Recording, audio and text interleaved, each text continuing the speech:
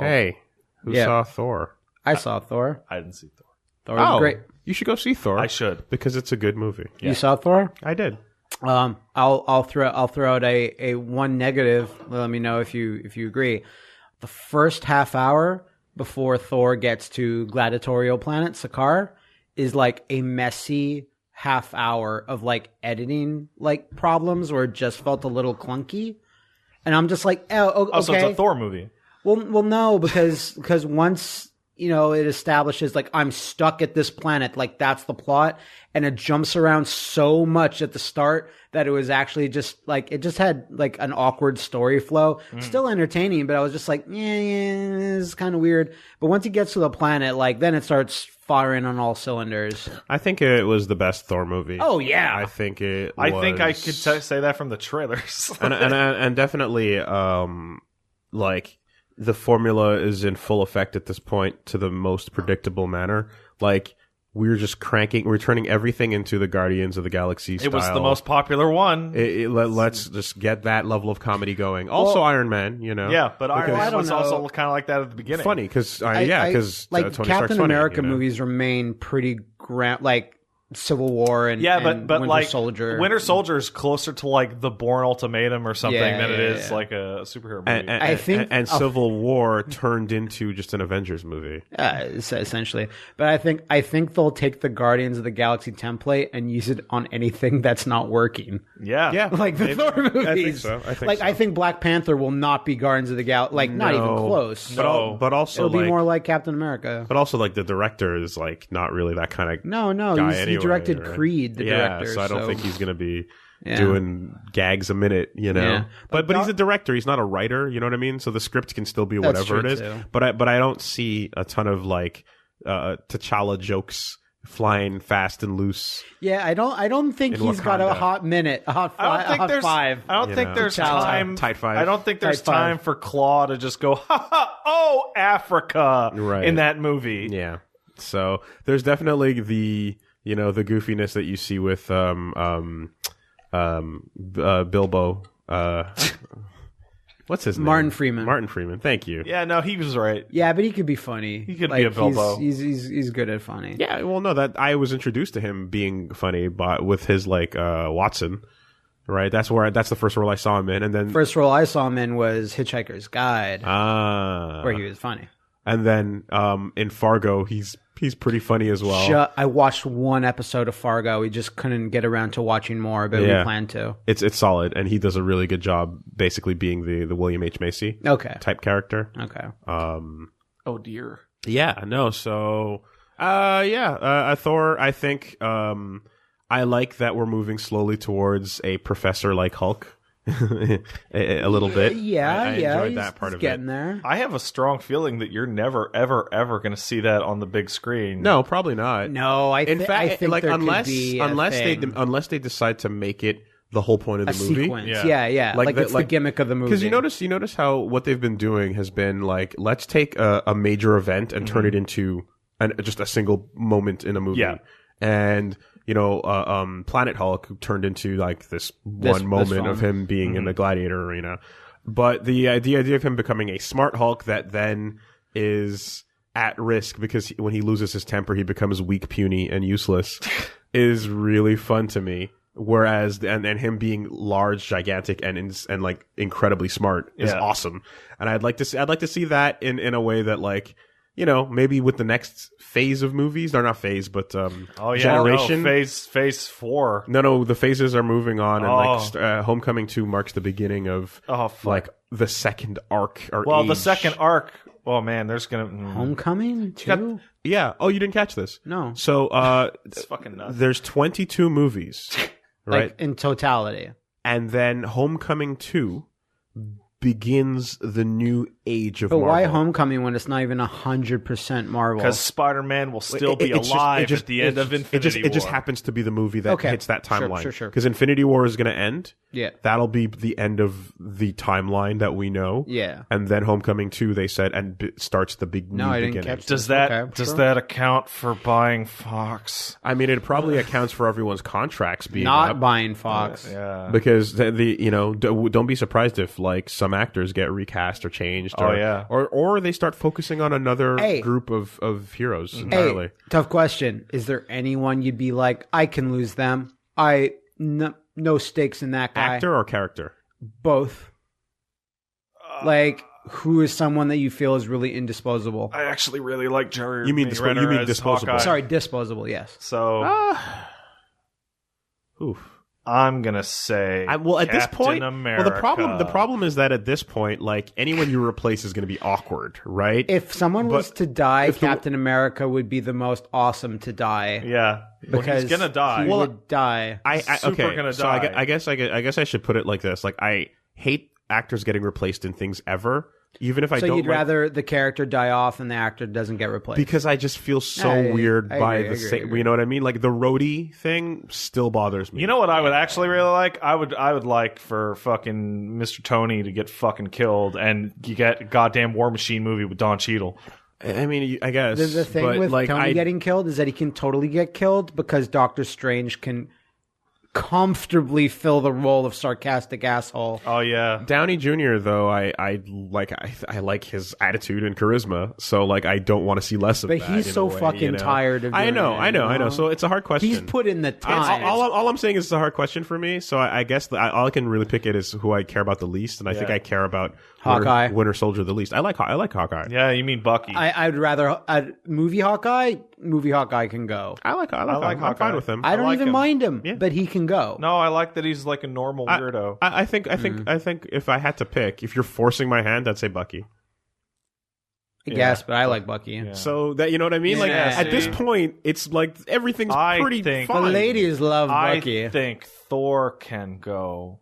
No, Loki can. No, Thor can go, but Loki can't. Every one of these Thor movie. Now I don't want Thor to go. No. But at the end of Dark World, I would want Thor to go. Okay. The question sucks because they're all fine now. Vision, I guess, if you want to pick somebody. I wouldn't mind. Dude, Vision. You know what I want really I don't want Black Widow to go because I want that Black Widow movie. You know what I like? Maybe this is selfish and I want to see it all burn, but I want Infinity War Part 1 to come out, and I want to see one full third of that cast list just get fucking iced.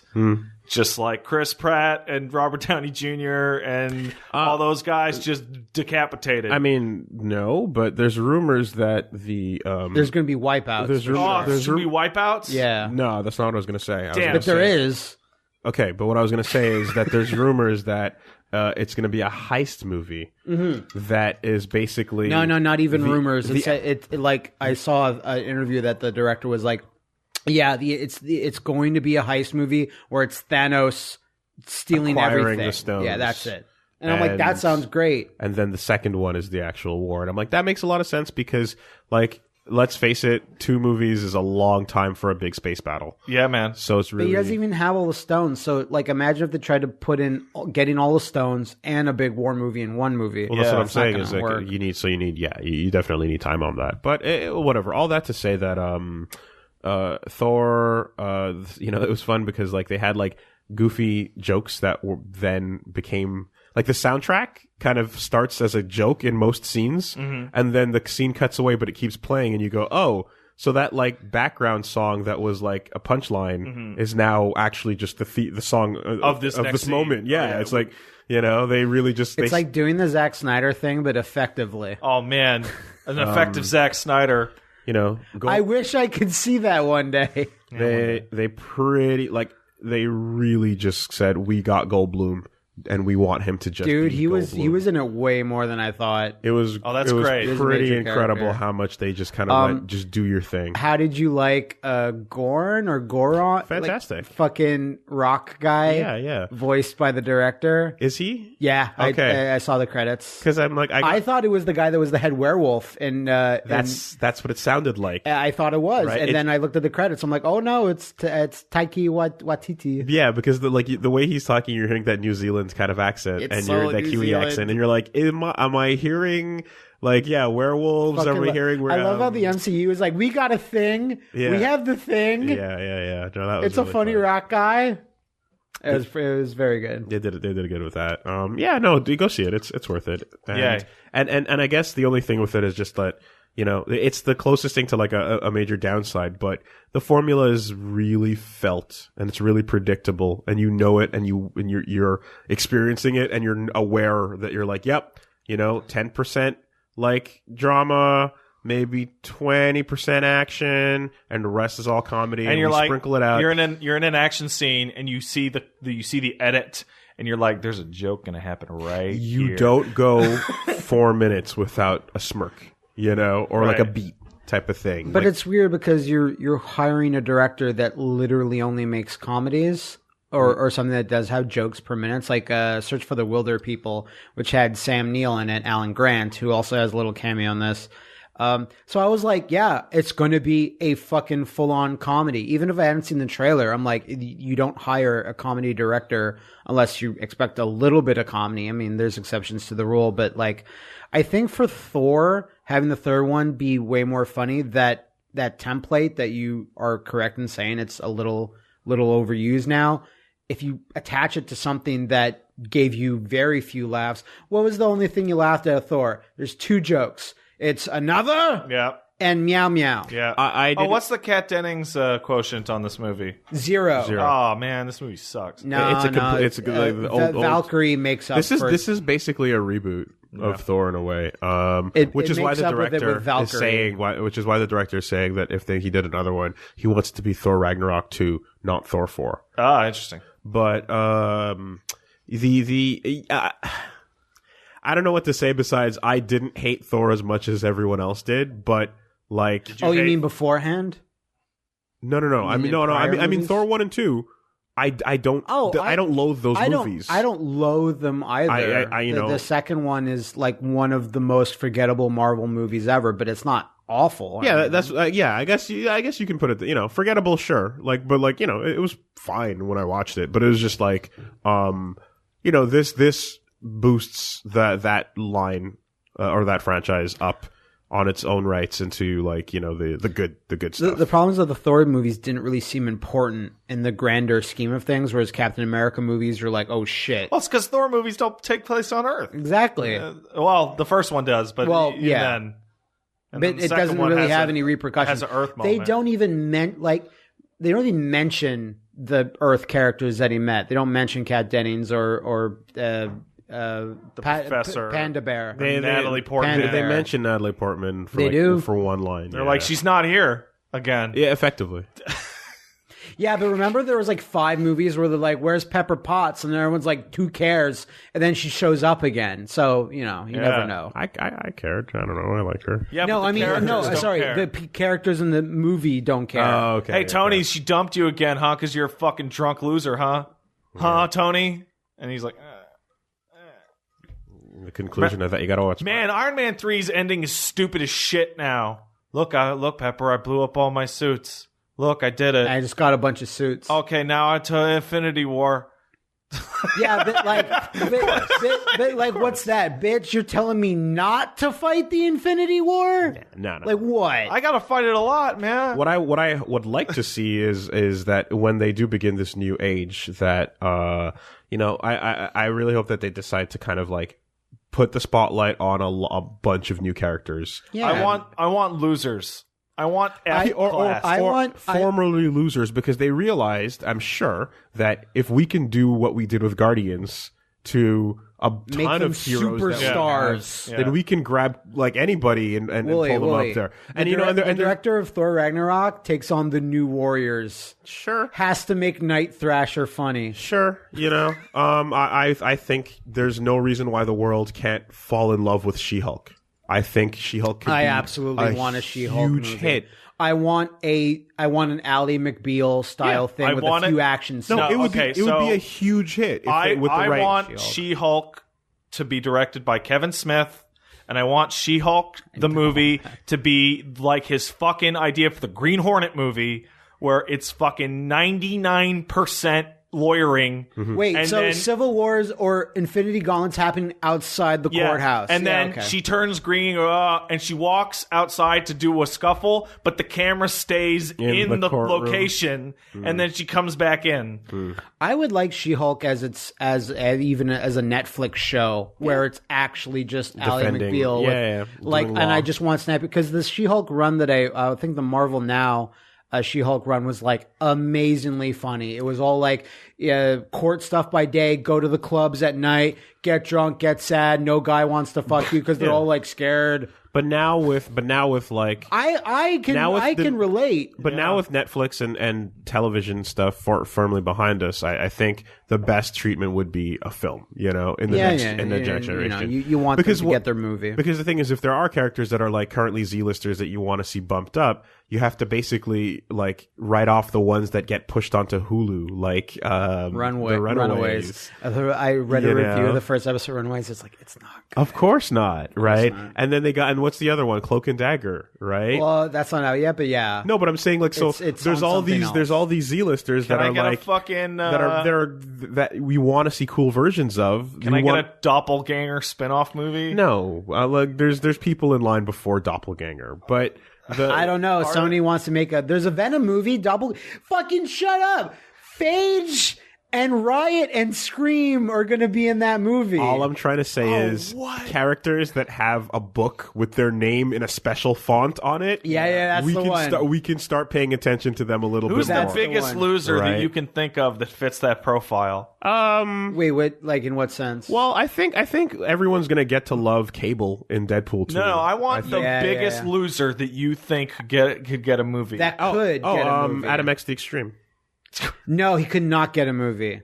But I don't believe that. That's stupid. Who is that? Unless they decided to go like nuts with it and like push it and make it a whole thing. With the reinvention, the Guardians. Moon Knight. Moon Knight. Not even. Moon Knight's not a loser. He's not a loser. Oh man, you just don't know him that well. But he's want totally a big fine. comic book loser like Spawn. Yeah, Adam X the Extreme is a huge comic book loser. If you've already had a movie once, you can't be categorized as a loser. Okay, Come on. So, but anyway, that's Darkhawk is a loser. What about Squirrel Girl? Can she get a movie? No, Squirrel Girl she can get a cameo. What if they get the Fantastic Four rights back? Can she get a movie? Squirrel Girl can get not just a cameo, but a supporting role. Like being like the Shield, the a second or something, like being the Negasonic Warhead. Yeah, okay. The teenage Negasonic Warhead of Deadpool. What's your deal? Oh, squirrels, and then she gets the cool moment near the 80% mark of the movie. Yeah. Maybe we'll get some U.S. agent, on the next. The next round. Oh, that US didn't hit me in the heart, but it hit me in one of the arteries. There you go. Yeah. U.S. fucking agent. What a jobber.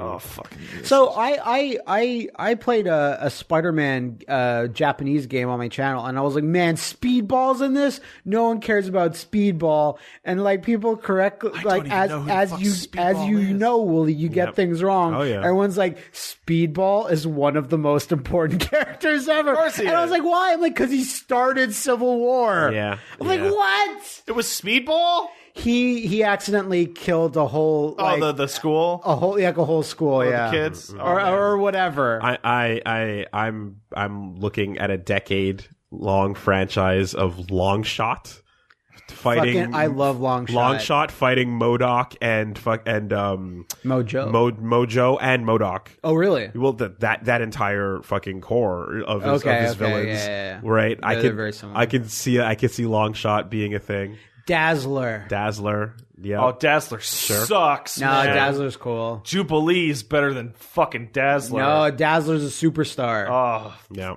That's just Gem and the Holograms, but X-Man. Yeah. So why are you looking at me like that? Yeah, because that Gem and the Holograms movie was so good, right? I didn't say it was good. Oh man, Gem and the Holograms is good. Yeah, no. There's people that need to be pulled up from the back of the card deck. Of your Marvel card masterpiece collection. You know what I want? Or my amalgam card set. You know what I want? I want Marvel to do like a pitch meeting, and they would need to broadcast it live so there's no cheating, and somebody just brings in a stack of every Marvel card, and somebody has to just throw it, and whatever lands closest to the middle gets a movie. Wolverine! Oh, come on! Squirrel Girl teamed up with Laura and X-23 all new Wolverine. That's a team up in a movie. That's pretty solid. They play off. That becomes each other. a Fox joint, but yeah, because it's the Wolverine and the Squirrel. Sure, that's a team. Oh wow, that's. Nightcrawler could get his own movie. Oh, of course he could. X-Men in general are good for spin-offs, but they're also not because it took Wolverine 4 to get it right. Gambit still has a movie in the works. Channing Tatum. Sure. It's been on and off for years. Oh man, now. I want Channing Tatum Adventures. He had his own fawn on his unlimited series. He did. He's eligible. He did. I just want Channing Tatum to just the worst Louisiana accent, just the absolute worst. Watch it be he's actually from Louisiana. Yeah. I don't know. But yeah, it's easy to grab spin-off characters that were already in things, but I'm really trying to pull I'm trying to see if there's there's one there that you're going to be like, oh fuck, that hasn't been mentioned anywhere yet. You know what I mean? That it's just up until isolated. Civil War, I'd say Black Panther. Yeah. But then there he is. There he is. Because they got it. Doctor Strange is not even. You know, you have to go into like the Annihilation wave. You have to go into Nihilus and all the space stuff a little bit. Yeah, right. You can go stuff. there, or you can go the Hell route with Mephisto and the satanic Ghost Rider world, but just without Ghost Rider and what's her name and Lilith. Ileana. You know, Colossus' sister. Oh yeah, she's super important and she's powerful. Incredibly magic, huge big deal. Exactly. Yeah. She's with a her big sword deal. and shit. Right. Get into some of that. She's cool. There's different dimensions that Marvel can explore. So. Excalibur will never be made. The British X-Men team. Excalibur, yeah. Or Ecstatics was another one. Wow. Yeah. X-Force. There's so much. Anyway. X-Force is being made. And why not just throw Namor in? Namor is that guy. Yeah. Namor is a guy who's fairly important. He's pretty big. He's up there. Yeah. And Aquaman's going to get his own movie, and then you just get Namor to come here and do his own take and just shit all over it. Make fun of Aquaman, but not really. But Namor. Yeah. That's the big one that's been completely ignored. Yeah. I wonder if he falls under the Fantastic Four thing like Doom does. He ties in really tightly because of Susan. Yeah. He's totally owned by a completely different movie company than all the others, by the way. Yeah. Yeah. No, I remember reading up, I was looking at this fucking chart of who the fuck owns what. Namor he was sold to a different movie company than all of these I think other I heroes. remember back at the time. Huh. And I believe he is still owned by that movie company. Because Marvel always had a clause where it's if you don't make a movie within a certain amount of time, you lose the rights. That's how they got back the Punisher. Oh man, can we get Booster Gold? No, wait, that's not Marvel. Shit. No, that's not Marvel at all. But that question's still I don't relevant. know. That's DC. You don't know. Stop. That question's still relevant. Stop dropping chat-based suggestions of DC characters. Don't worry. I would have just as bad suggestions if I wasn't looking at it. The like Spawn. But no, that Spawn movie's gonna get made. Namor would be cool also because he's a complete asshole, and that plays excellent. For the I camera. actually want a guy that's just I'm not cool. I'm not down with friendship. Yeah, man, I gotta take a piss. I gotta be. Oh, jeez. Anyway,